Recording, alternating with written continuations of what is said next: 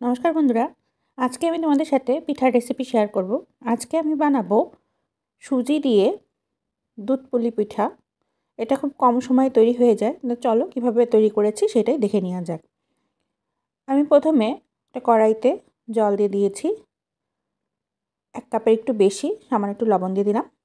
জলটা একটু গরম হয়ে এলে পরে তখন আমি এর ভিতরে সুজি দিয়ে দিলাম 1 কাপের মতো। দিয়ে সুজিটাকে খুব ভালোভাবে জলের সাথে মিক্স করে নেব। এভাবে করে একটা খামির তৈরি করে নেব। যখন কড়াই থেকে এরকম ছেড়ে দেবে তখন আমি নামিয়ে নেব। এটা অনেক গরম আছে, একটু ঠান্ডা হতে দেব। এই সময় আমি কড়াইতে দিয়ে দিলাম গুড়, সামান্য একটু জল দিয়ে দিলাম, আর দিয়ে দিলাম নারিকেল। নারিকেলটা দিয়ে খুব ভালোভাবে একটা পুর তৈরি করে নেব। আমি এখানে শুকনো নারকেল ইউজ করেছি, তোমরা চাইলে এমনি নারকেল কোড়াটাও ইউজ করতে পারো। আমার এখানে নারকেল ছিল না, তাই আমি শুকনো নারকেলটা দিয়ে করেছি। আর দিয়ে দিলাম 2 চামচ মতো গুঁড়ো দুধ। গুঁড়ো দুধটা দিয়ে বেশ ভালোভাবে নাড়াচাড়া করে এরম করে একটা ক্ষীর বানিয়ে নিলাম, নারিকেলের ক্ষীর। তো এটাকে তুলে রাখলাম। এখন কড়াইতে আমি 700 ml মতো দুধ জাল দিয়ে দিচ্ছি। দুধ গরম হতে হতে মানে দুধ উতল আস্তে আস্তে আমি এখানে পুলি পিঠাগুলো বানিয়ে নেব। এর ভিতরে আমি কোটিংয়ের জন্য 2 চামচের মতো ময়দা দিয়েছি। হাতে আমি একটু ঘি ব্রাশ করে নিয়েছিলাম, মানে ঘি লাগিয়ে নিয়েছিলাম। তারপরে আমি খুব ভালোভাবে সুজির যে ডোটা বানিয়েছিলাম সেটাকে মথে নিচ্ছি।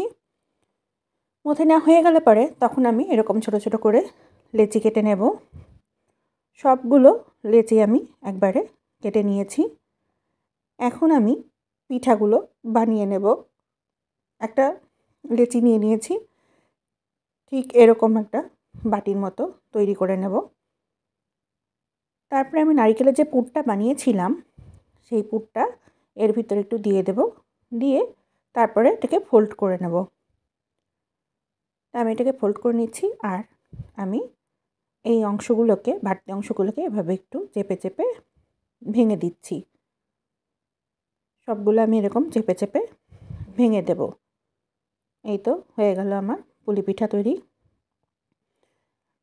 এভাবে আমি সবগুলো বানিয়ে নেব। আমি আরেকটাও বানিয়ে নিচ্ছি।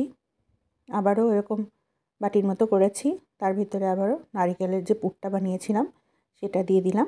দিয়ে আবারও চেপে চেপে নিলাম, মুখটা বন্ধ করে নিলাম।